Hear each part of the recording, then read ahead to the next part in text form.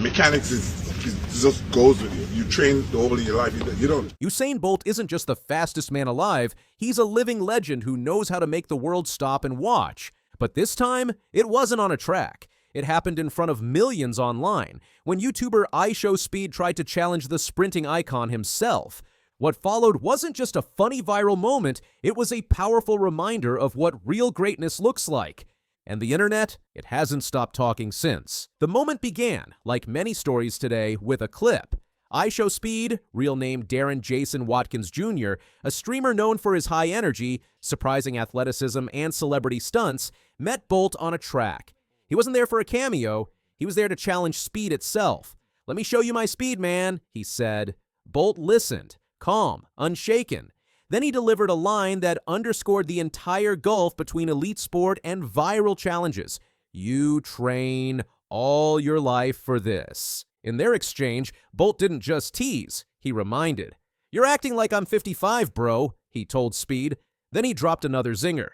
"You know, Shelly-Ann Fraser-Pryce just retired. You probably couldn't beat Shelly-Ann." The shade was heavy. I feel like I'm 55, bro. We got it right. You know what I mean?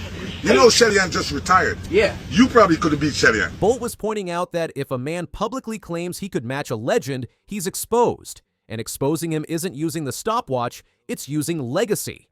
Bolt said it clearly. "I'm telling you, bro. Over 40 meters, she's quick, it's no joke." I'm telling you, bro. From the start. No, I'm telling you, bro. Over 40 meters. She's quick, it's no joke. That line is layered. It's not about mocking, it's about perspective. Bolt was saying, this isn't just about speed. It's about the foundations, the decades of training, the years of season after season, the sacrifices behind every stride. He emphasized that at his level, you don't just turn up and claim speed. For his part, IShowSpeed didn't flinch. "Where are my spikes at?" he asked. "You underestimate my speed." The tone danced between bravado and genuine belief. The internet loved it, but as the dust settled, Bolt's message was clear. Speed is one thing. True speed, trained speed, is another. The difference? Commitment, repetition, precision. No shortcuts. This moment is more than viral fodder. It speaks to something deeper, the intersection of celebrity culture and elite sport. On one side, you've got IShowSpeed, internet fame, energy, athletic stunts. On the other, Usain Bolt, world records, Olympic golds, genuine greatness. When they collide, social media watches, memes fly, brands wink, and the difference between fast and legend becomes visible. Let's rewind a little and look at Bolt's credentials. The fastest man alive is no empty moniker. He's done it again! A year later, rewriting the world record again! At his peak, Bolt held the world records in the 100 meters, 9.58 seconds, and 200 meters, 19.19 seconds, time set in 2009 and still standing today. He captured multiple Olympic gold medals, 8 of them, and became a global star. His charisma, flair, pose, and dominance made him an icon beyond the track. And when Bolt speaks about speed, people listen. Now pivot to IShowSpeed. He's no professional sprinter. He's a content creator, athlete in his own right, by broad standards, but his platform is digital, his fame built on personality and virality. He's challenged athletes, made headlines sprinting, trained with icons. Yet when he stands in front of Bolt, the gap between public performance and elite legacy becomes obvious. Here's what makes their moment especially interesting. It's both comedic and sobering. The world watches someone ask, "Where my spikes at?" and then sees a legend calmly remind him of the journey. And the internet breaks, not just because of jokes, but because the reality is unveiled. Greatness is earned. The coach offer part is another layer. In May 2025, Bolt reportedly reached out to IShowSpeed. He said, "I'm retired now, so I'm not running, but I can coach you to go faster. You're already fast, but everybody wants to be faster, right?" That message offers hope. It bridges worlds, the digital influencer with the athletic legend. It's like saying, yes, you might chase speed, but if you want the elite version, it's a long journey. The invitation symbolizes both respect, yes, you're fast, and realism. Let's see how far you can go. The exchange on the track, that was the real moment. Bolt calmly asserting the obvious. I am the fastest alive, training all my life. His essence, his legacy, his body of work. He didn't need to sprint 4 seconds in a viral video to prove it. He just needed to stand there. The records say the rest. For IShowSpeed, the moment is humbling. Not humiliating, but clarifying. He may have raw talent, he may have speed, he may even have the drive, but he also experienced the difference between fast in a YouTube clip and fast in history. And in seeing that gap, millions of viewers felt it too. The internet's reaction was predictable. Memes, clip edits, praise, shade. But beneath the humor lies a deeper lesson. Greatness demands sacrifice. Early mornings, repeated sessions, tiny gains, battered bodies, mental obstacles. Bolt referencing Shelly-Ann, as if saying, if you think you can beat her, go ahead. But the reality is, she's among the best ever. If you can't match her, you might need to rethink your claims. It also highlights a culture shift. Athletes now engage with influencers, social media stunts, and crossover moments. Sports legends offering to coach content creators. That's new, and it shows how fame and sport increasingly intersect. It also raises questions. Can internet athleticism ever approach elite sport? Is the platform narrowing the gap, or is the gap widening under the glare of video? Bolt's message may sound straightforward, but it carries weight. You train all your life for this. It means seasons of pain, uncertainty, tweaking technique, recovering from injury, resisting fame, focusing on the fundamentals. If you've done a 4.49-second 40-yard dash or jumped 40 inches vertically, fine. But that doesn't automatically make you an elite Olympic sprinter. Bolt reminded the world of that. The final irony, IShowSpeed's bravado got him a world-class lesson. But he also got something rare, attention from one of sport's greatest. For Bolt, the moment adds another layer to his legacy, not just as the fastest man, but as the teacher of speed, the one who sets the bar so high others are humbled by it. For fans of sport, this moment is a microcosm of what many face, chasing greatness. We may sprint, we may try to stand out, we may enjoy the viral moment, but real greatness, it demands training, dedication, humility. It demands knowing the history, respecting the legacy, standing in front of it, and acknowledging the vast distance. And that's what Usain Bolt just reminded the world of. In a few seconds of trackside banter, a legend reaffirmed his reign. He told a challenger, I trained years for this. I built this. This is not about momentary hype. This is about lifetime excellence. So when the world sees IShowSpeed shouting, let me show you my speed, and Bolt replying, training all your life for this, it's not just a funny clip. It's a value lesson for the digital age. It's history meeting the present. It's the real fastest man alive, reminding us why he earned that title. And it's the internet breaking because the truth still matters. Because if you're going to claim you're fast, stand next to Usain Bolt. Then you'll know what fast really means.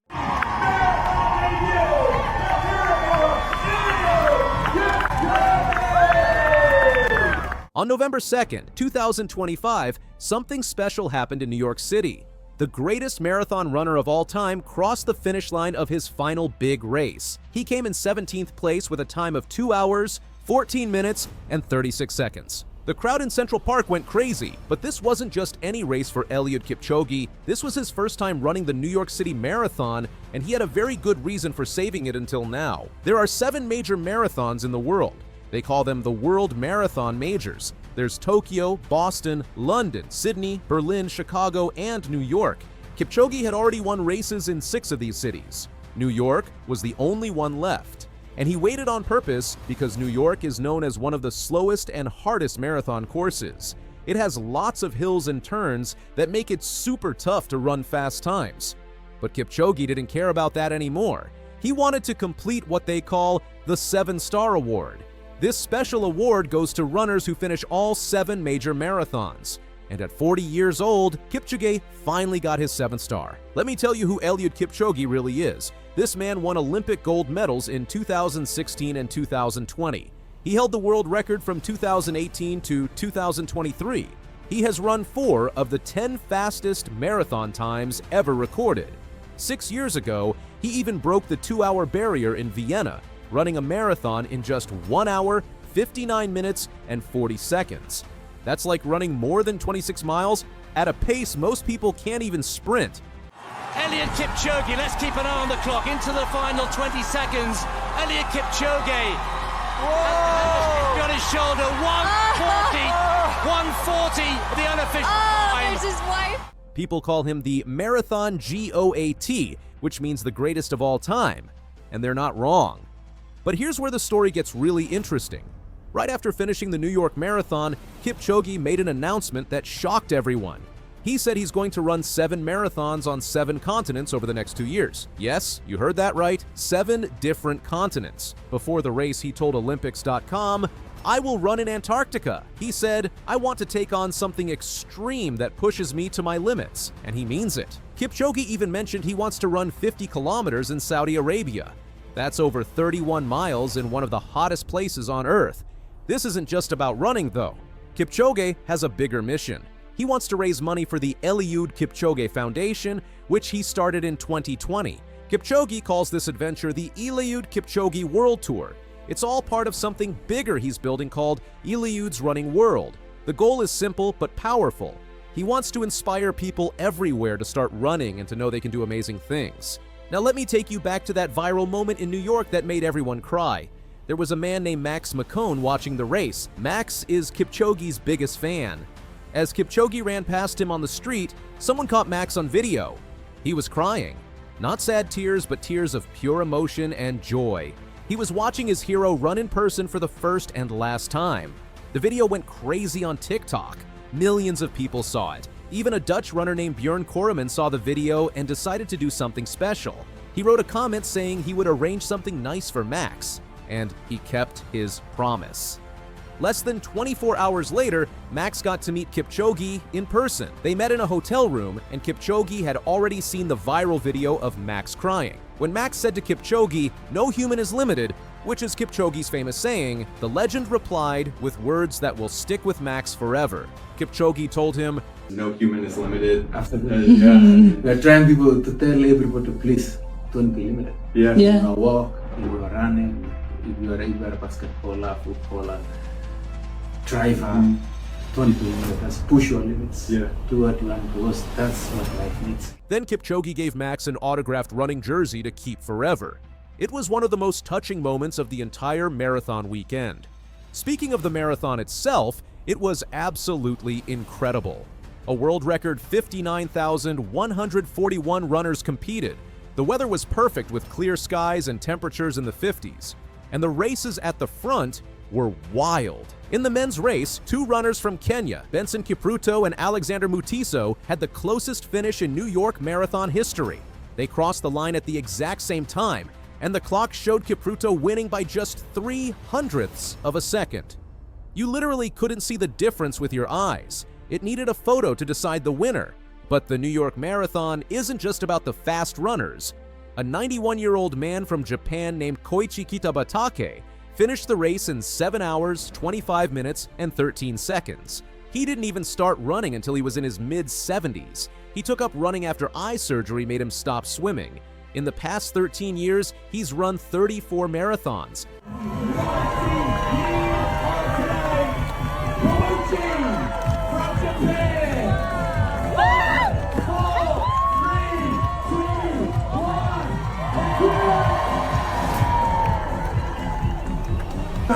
He is 90, you're never too old.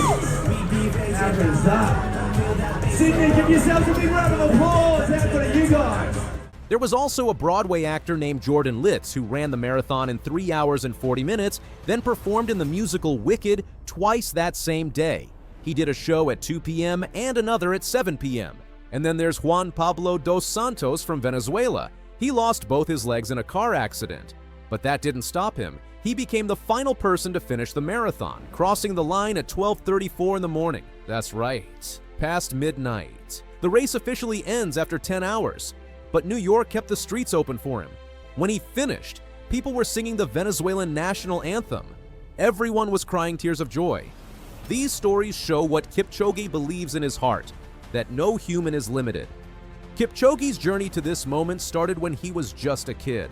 He would run to school every day, chasing what he called the feeling of freedom. At 20 years old, he won a bronze medal at the 2004 Olympics in Athens. That was his first big moment. He didn't run his first marathon until 2012 in Hamburg, Germany. He won that race with a time of 2 hours, 5 minutes, and 30 seconds. Everyone knew right away he was going to be special. Over the years, he won races all over the world. His best city was Berlin, where he won 5 times and set 2 world records. His last podium finish was winning Berlin in 2023 with a time of 2 hours, 2 minutes, and 42 seconds. Eliud Kipchoge smiles for the last time. Let's keep an eye on the clock, just outside 2:01. Eliud Kipchoge is a history maker in Berlin. Yet again, he has done it. The world record is gone, and now he can celebrate. And that is simply stunning. At 40 years old, Kipchoge still trains with runners half his age. He said, "To still push at my age is really good. I am showing people that age is just a number."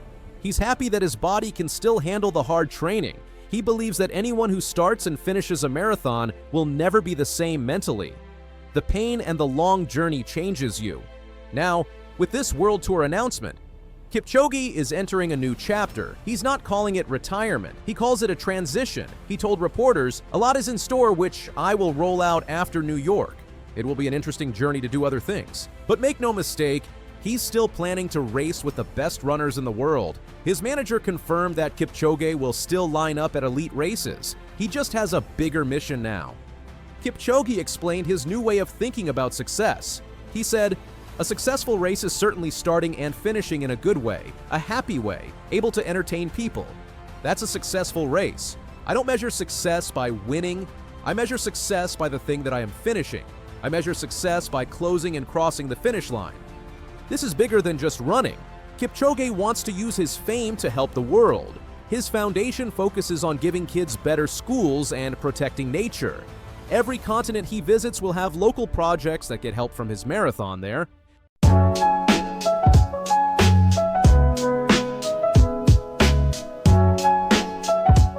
This is Eliud Kipchoge, the man who many consider to be the greatest marathoner of all time. His legacy stands at a critical turning point as he approaches the 2025 London Marathon. In the 2019 London Marathon, Kipchoge won his 4th London title, officially winning this race more than any other male athlete before him. But the manner in which he won this marathon was just shocking. For the opening half, Kipchoge split a time of 1 hour, 1 minute, and 37 seconds, still running right next to many of the world's best marathoners. But for the final half marathon, Kipchoge dropped the hammer with a closing half in 61 minutes flat. For his final 2 miles, this is where he really went crazy, dropping a split of 8 minutes and 56 seconds. The best marathon there has ever been dominates. Kipchoge really proved his untouchable status on this London course. Now 6 years in the past, and my goodness, did he ever make it look easy. After breaking the world record yet again in Berlin in 2022, and then winning his 2nd Olympic title in the Tokyo Marathon, many speculated that this man just might be untouchable until the day that he retires.